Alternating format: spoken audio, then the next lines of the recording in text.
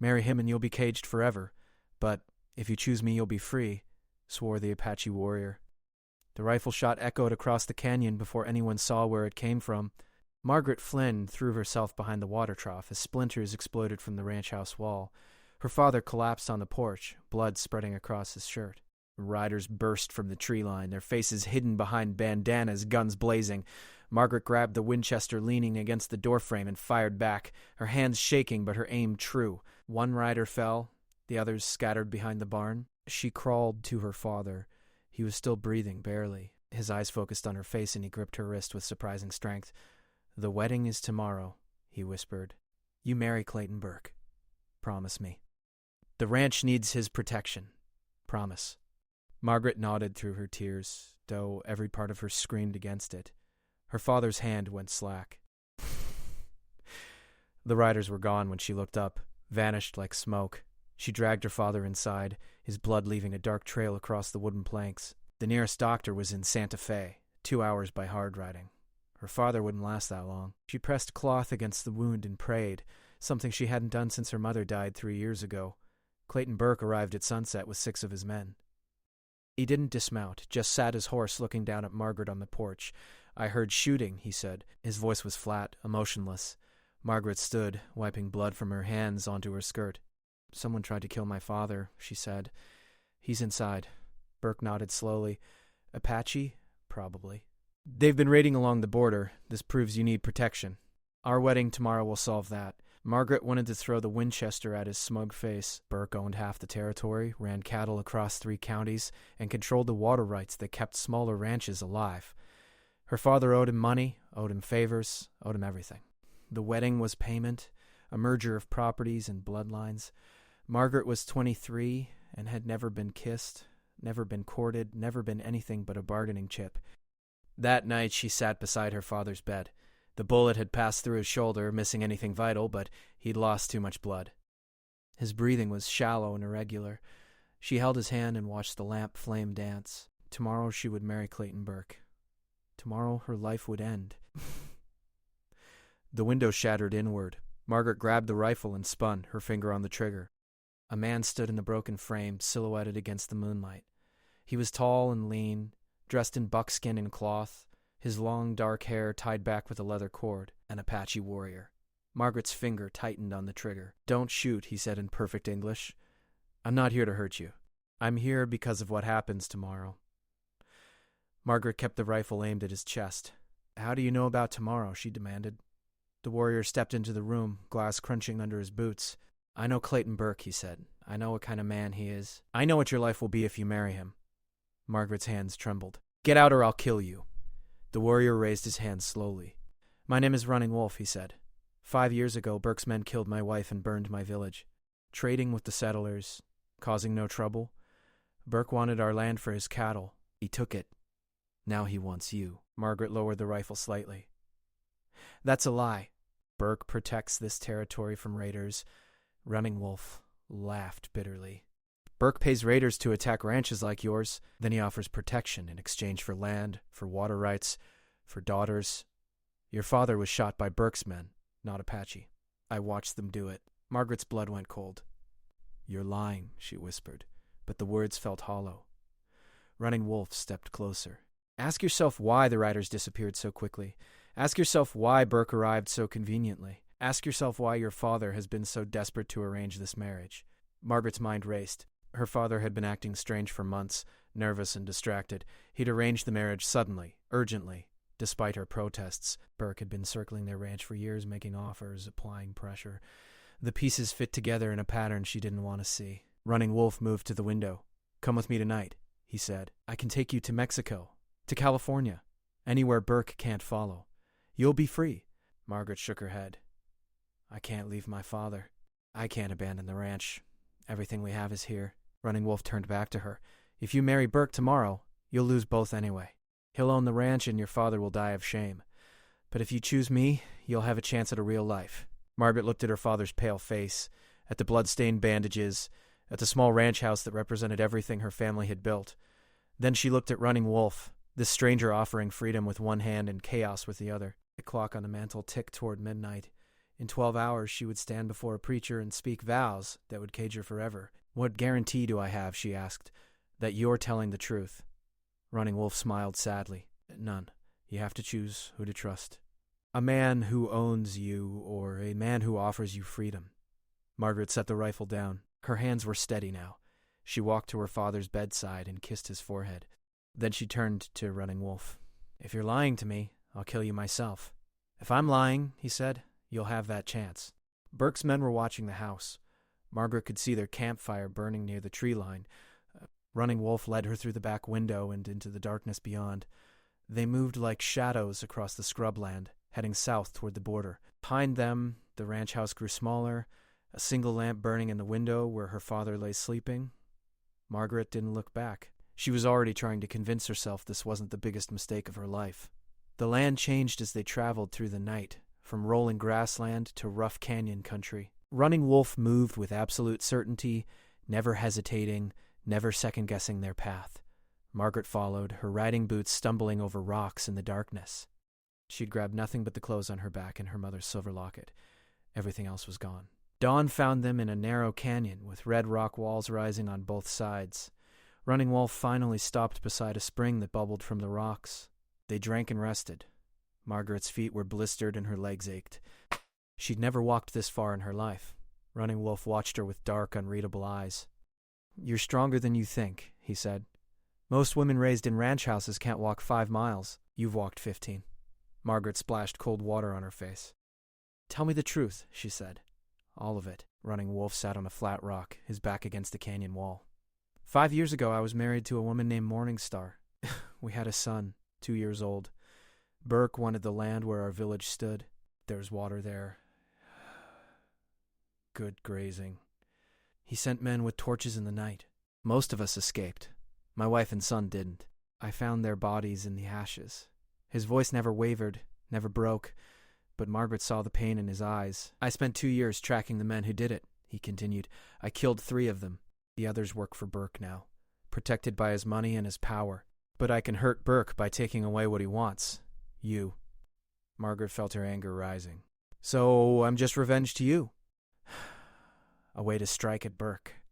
Running Wolf met her eyes. At first, maybe. But I watched you for 3 months before tonight. I saw how you ran the ranch after your mother died. I saw how you stood up to Burke's men when they tried to intimidate your father. I saw how you shot back when they attacked yesterday. You're not helpless.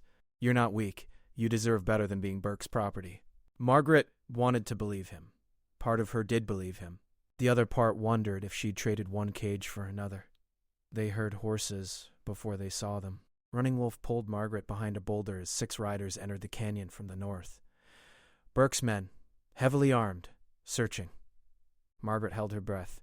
The riders moved slowly, checking every shadow, every crevice. One of them dismounted near the spring, studying the ground. Fresh tracks, he called out. 2 people, heading south. Can't be more than an hour ahead. Running Wolf's hand moved to the knife at his belt. Margaret grabbed his wrist. There's 6 of them, she whispered. We can't fight. Running Wolf smiled grimly. I don't plan to fight. I plan to run. He pointed up the canyon wall where a narrow crack led to the rim. Can you climb? Margaret looked at the sheer rock face and swallowed hard. I can try. That's all I need, Running Wolf said. They waited until the riders moved further down the canyon, then scrambled up the rock face. Margaret's hands found holds she didn't know existed, her body moving on instinct and fear. Running Wolf climbed ahead of her, testing each handhold, guiding her path. Below them, the riders spread out, searching. One looked up and shouted. Margaret's foot slipped. She caught herself on a narrow ledge, her heart hammering. Keep moving, Running Wolf urged. They reached the rim as bullets sparked off the rocks around them. Running Wolf pulled Margaret over the edge, and they ran, crouching low, using the terrain for cover. The canyon rim stretched for miles, broken and jagged, offering 1,000 places to hide. Behind them, the riders were climbing, slower but determined. Margaret's lungs burned. She'd never run like this, never pushed her body so hard. Running Wolf grabbed her hand and pulled her forward. A second group of riders appeared ahead, cutting off their escape. Burke himself sat his black stallion at the front, his face hard as stone. Margaret and Running Wolf skidded to a stop, trapped between 2 groups of armed men. Burke dismounted slowly, deliberately. "Margaret Flynn," he called out. "You've made a terrible mistake. Come back with me now, and I'll forget this happened. We'll still be married today. Refuse, and I'll kill you both." Margaret stepped forward, putting herself between Burke and Running Wolf. "I'd rather die than marry you," she said. Her voice was steady despite the fear coursing through her. Burke's expression didn't change. "So be it," he said. He drew his pistol. Running Wolf moved like lightning, throwing his knife. The blade caught Burke in the shoulder, spinning him around. His pistol fired wild. The other riders raised their weapons. Running Wolf tackled Margaret over the edge of the rim. They fell together, sliding down a steep scree slope in a shower of rocks and dust. Bullets whined overhead. Margaret tumbled, her body battered by stones, until she crashed into a pile of brush at the bottom. Running Wolf landed beside her, already pulling her up. "Run," he gasped.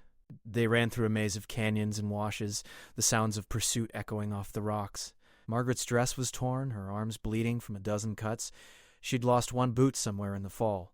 None of it mattered. She ran because stopping meant death.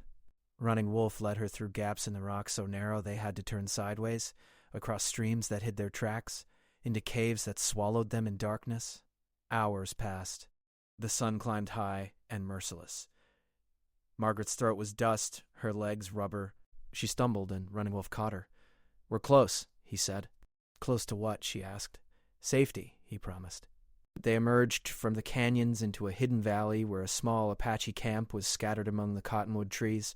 Women looked up from cooking fires. Children stopped playing. Warriors reached for weapons until they recognized Running Wolf. An old man approached, his face weathered like ancient leather. He spoke to Running Wolf in Apache, gesturing toward Margaret. Running Wolf replied, his tone respectful but firm. The old man studied Margaret for a long moment, then nodded. "You are welcome here," he said in English. "Any enemy of Clayton Burke is friend to us." Margaret's legs finally gave out. She collapsed on the ground, gasping for breath, her body shaking with exhaustion and relief. Running Wolf knelt beside her. "You're safe now," he said. "Burke won't find this place." Margaret looked around at the Apache camp, at these people who had every reason to hate her but were offering shelter instead. "What happens now?" she asked. "Now you rest," Running Wolf said. "Tomorrow we decide what comes next." Margaret closed her eyes. Tomorrow. She'd been promised tomorrow to Burke, but instead she'd found something else. Freedom, maybe. Or just a different kind of unknown. She was too tired to care which. Burke's shoulder burned where the knife had cut him. His men had bandaged it roughly, but blood still seeped through. He sat his horse on the canyon rim, staring south into the maze of rock where Margaret and the Apache had disappeared. One of his men rode up. "We lost their trail, boss." Burke's jaw tightened. "Find them. Burn every Apache camp between here and Mexico if you have to." The man hesitated. "There's talk of federal troops coming to stop the raids." Burke turned cold eyes on him. "Let them come. By the time they arrive, this will be finished." The man nodded and rode away. Burke touched his wounded shoulder and winced. Margaret Flynn had cost him blood and pride. The Apache had cost him a wife and a ranch he'd been maneuvering to acquire for 2 years. He would have both back, and he would make them pay for every minute of this delay. He'd built his empire on ruthlessness and fear. One escaped woman and one savage warrior wouldn't change that. He turned his horse north, toward his ranch, toward his men, toward the resources that made him the most powerful man in 3 territories. The hunt was just beginning. Margaret woke to the smell of roasting meat. The sun was setting, painting the valley in shades of orange and purple. She sat up slowly, her body one massive ache. A woman approached with a bowl of stew and a skin of water. "Eat," the woman said. "You need strength." Margaret took the bowl gratefully. The stew was rich and flavorful, nothing like the simple meals she'd cooked on her father's ranch. She ate until the bowl was empty. Running Wolf appeared as darkness fell. He'd changed into fresh buckskin, and his shoulder-length hair was loose. He looked different here, more relaxed, more at home. "How are you feeling?" he asked. "Like I was thrown off a cliff," Margaret said. Running Wolf smiled. "You were, but you survived.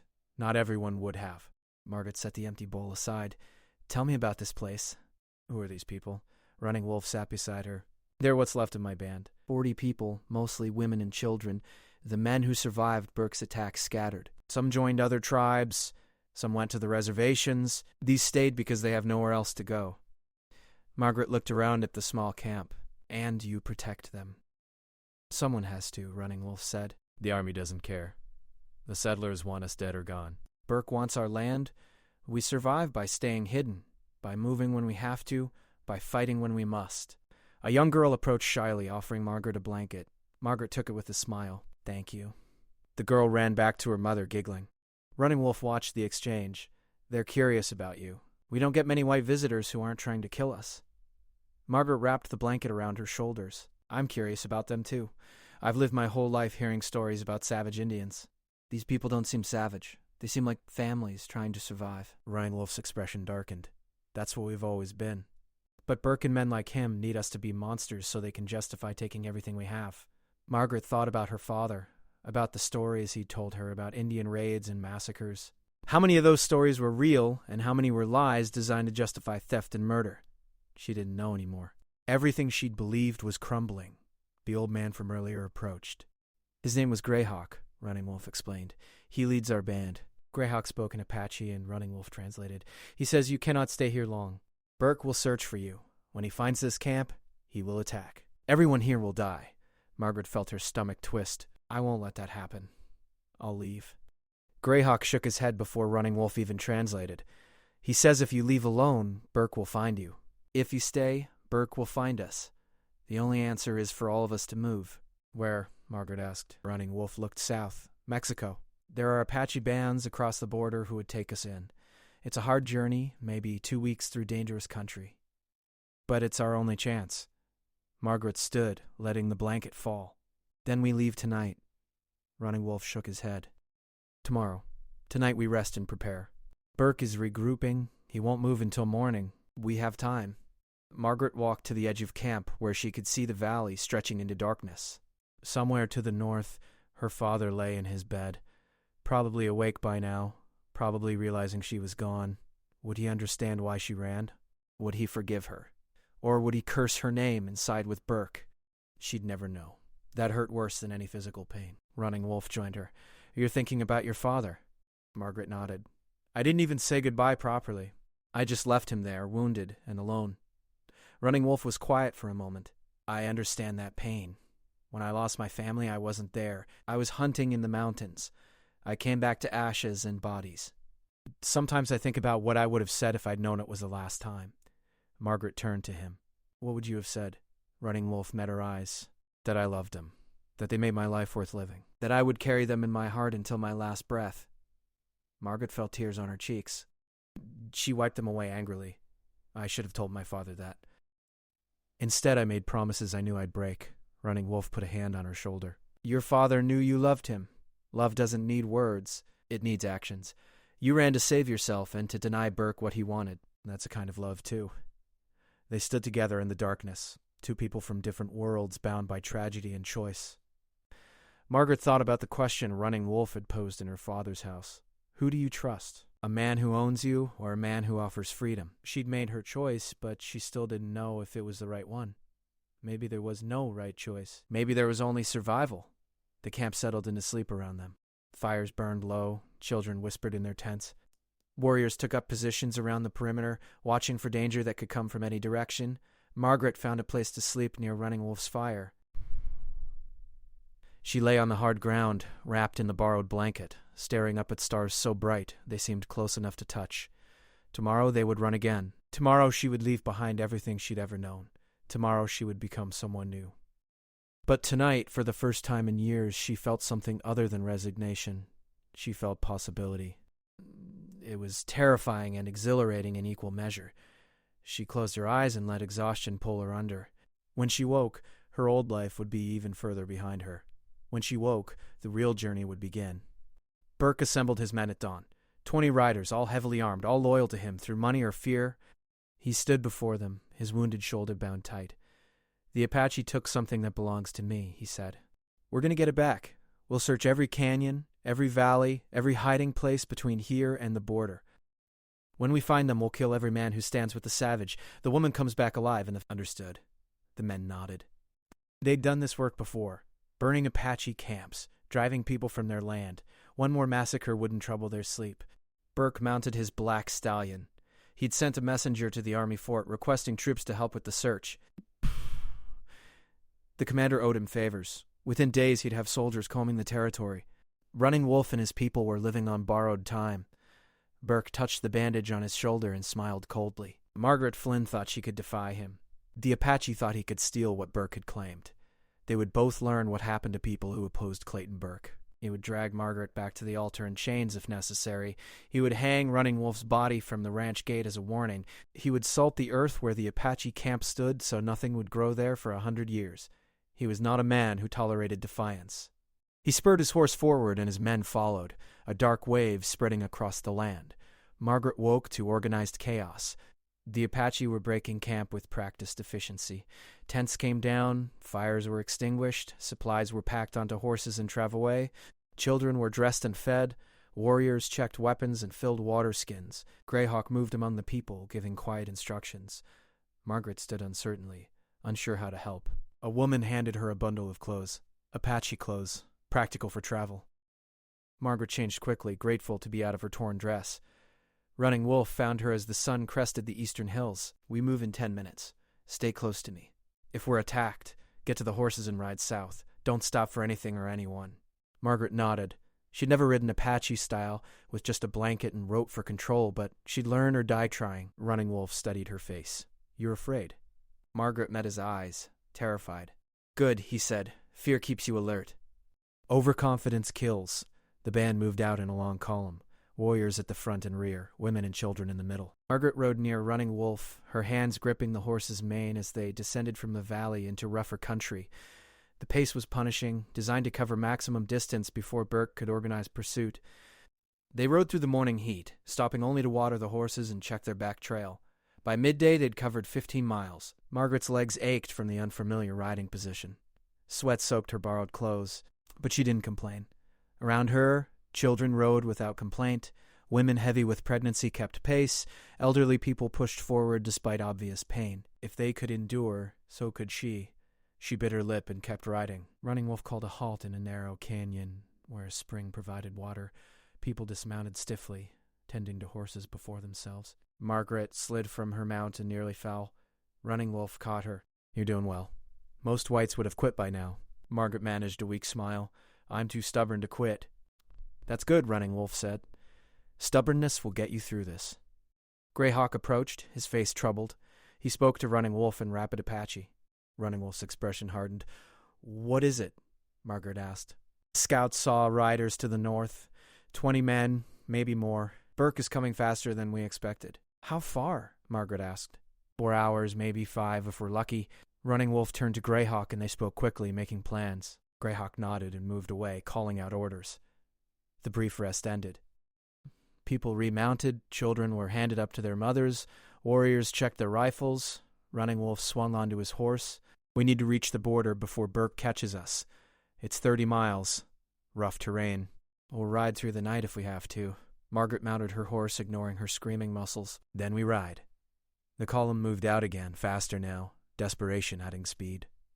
Margaret glanced back once, toward the north, toward Burke and his hunters. She couldn't see them yet, but she felt them like a weight on her shoulders. They were coming. The race was on. The terrain grew worse as they pushed south. Rocky hills gave way to badlands, all broken stone and deep arroyos. The horses picked their way carefully, but injuries were inevitable. One horse stepped wrong and snapped its leg. The warrior riding it had to cut the animal's throat to end its suffering. He climbed up behind another rider and they continued. Every delay cost them minutes they didn't have. Sunset found them in a maze of canyons with walls that seemed to close in from both sides. Greyhawk led them through passages so narrow the travois had to be abandoned. Supplies were transferred to the horses. Margaret helped, loading bundles and securing them with rope. Her hands were blistered and bleeding. She wrapped them in cloth and kept working. No one else stopped. Neither would she. Night fell like a hammer. They lit no fires, made no camps. They kept moving by moonlight and starlight, trusting the horses to find safe footing. Margaret dozed in the saddle, jerking awake when her horse stumbled. Around her, the band moved like ghosts, silent and determined. Children slept against their mothers' backs. Warriors rode with rifles across their laps. Everyone knew what was at stake. Running Wolf rode beside Margaret, close enough to catch her if she fell. How much further to the border? She asked. 10 miles, maybe less. We'll reach it by dawn if we keep this pace. And then what? Margaret asked. Then we're in Mexico, and Burke has no legal authority to follow us. Running Wolf smiled grimly. Of course, Burke doesn't care much about legal authority. We'll have to keep moving until we find the other Apache bands. A rifle shot cracked through the night. The column halted. Warriors wheeled their horses, searching for the source. Another shot, closer this time. Margaret saw the muzzle flash on a ridge to the north. Burke's men had caught up. They were firing from a distance, trying to slow the Apache down, trying to force them to stop and fight. Greyhawk shouted orders. The column surged forward into a gallop. Speed was their only defense now. Bullets whined through the darkness. Margaret bent low over her horse's neck, her heart hammering. Beside her, a woman cried out and slumped in her saddle. Running Wolf caught her before she fell, blood spreading from a wound in her side. He passed her to another rider and kept moving. There was no time to stop, no time to tend wounds. Survival meant reaching the border before Burke's men got close enough to turn this into a massacre. The canyon opened onto a broad plain.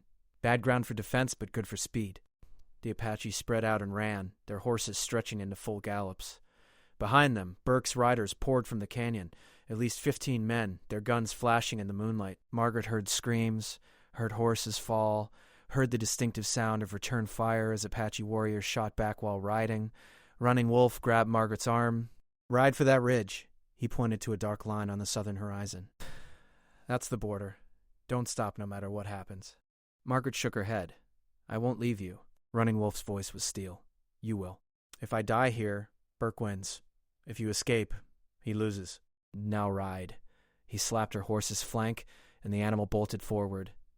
Margaret clung to the horse's mane as it raced across the plain. Around her, the battle raged. She saw warriors fall, saw horses go down screaming. She saw women riding, with children clutched to their chests, saw old men firing ancient rifles with shaking hands. She saw the Apache fighting not for victory but for survival, for the chance to reach safety one more time. She rode like Running Wolf had taught her, like her life depended on it, because it did. Burke led the charge personally, his wounded shoulder forgotten in the heat of pursuit. He could see Margaret's horse ahead, a pale shape racing for the border. He pushed his stallion harder, closing the distance. His men spread out behind him, firing and reloading, cutting down Apache with methodical efficiency. This was what Burke did best. This was how he'd built his empire, through violence and will. He raised his pistol and aimed at Margaret's back. One shot would end this. One bullet, and she'd fall, and he'd have her back. His finger tightened on the trigger. Then Running Wolf appeared from nowhere, his horse slamming into Burke's mount. Both animals stumbled. Burke fired wild. Running Wolf drew a knife and lunged. Burke blocked with his arm. The blade cut deep into his forearm. He roared in pain and rage. They grappled on horseback, 2 men locked in combat while the battle swirled around them. Running Wolf was younger, faster, but Burke was heavier and stronger. He got his hands around Running Wolf's throat and squeezed. Running Wolf drove his knee into Burke's wounded shoulder. Burke's grip loosened. Running Wolf broke free and drove his knife toward Burke's chest. Burke caught his wrist. They strained against each other, faces inches apart. "You can't win," Burke gasped. "I own this territory. I own the law. I own everything." Running Wolf smiled through bloodied teeth. "You don't own her, and you never will." He twisted his wrist free and struck. The knife plunged into Burke's side, between the ribs, deep. Burke's eyes went wide. He tried to speak, but only blood came out. Running Wolf pushed Burke from his saddle. The rancher hit the ground hard and didn't move. His men saw their boss fall and hesitated. In that moment of confusion, the Apache broke free and ran for the border. Running Wolf wheeled his horse and galloped after them, after Margaret, toward the dark line where safety waited. Behind him, Burke's men gathered around their fallen leader. Some wanted to pursue. Others wanted to get Burke back to civilization before he died. The pursuit faltered and broke apart. Margaret reached the ridge as dawn broke. She crossed into Mexico and finally stopped, turning to look back. The plain was littered with fallen horses and bodies, Apache and Burke's men both. But there, riding hard across the last few hundred yards, came the survivors. 20 people, maybe 25. Less than half the band that started the journey, but they were alive. They were free. Running Wolf rode up beside her, his face streaked with blood and dirt. "Burke?" she asked. "Dead or dying," Running Wolf said. "Either way, he won't follow us anymore." Margaret looked at the survivors gathering around them. So many lost. Was it worth it? Running Wolf followed her gaze. "Ask them." Every person here chose to run rather than surrender. They chose freedom over safety. For them, yes, it was worth it. Greyhawk rode up, his expression grim but unbowed. He spoke to Running Wolf, then to Margaret in English. You fought well. You earned your place with us. Margaret shook her head. I didn't fight. I just ran. Greyhawk smiled. Sometimes running is the bravest thing you can do. Welcome to the Apache, Margaret Flynn. You are one of us now. The band moved deeper into Mexico as the sun climbed higher. They had no home, no permanent camp, no certainty beyond the next day. But they had each other. They had their freedom. For people who'd lost everything, it was enough. Margaret rode beside Running Wolf, two survivors in a land of survivors. She thought about her father, hoped he'd understand someday. She thought about Burke, wondered if he'd lived or died. She thought about the future, unknowable and terrifying. But mostly she thought about the present, this moment, this strange new life she'd chosen. Running Wolf had promised her freedom. He delivered. What she did with that freedom was up to her. She looked at him and saw not a savage warrior or a noble defender, just a man who'd lost everything and kept fighting anyway. Maybe that's all any of them were. People fighting for the right to exist, to choose, to be more than what others decided they should be. The Mexican desert stretched endlessly ahead. Somewhere in that vastness were other Apache bands, other refugees from Burke's greed and violence. They would find them. They would build something new from the ashes of what they'd lost. It wouldn't be easy. Nothing worthwhile ever was. But it would be theirs, chosen freely, fought for dearly. Margaret touched her mother's locket, still hanging around her neck.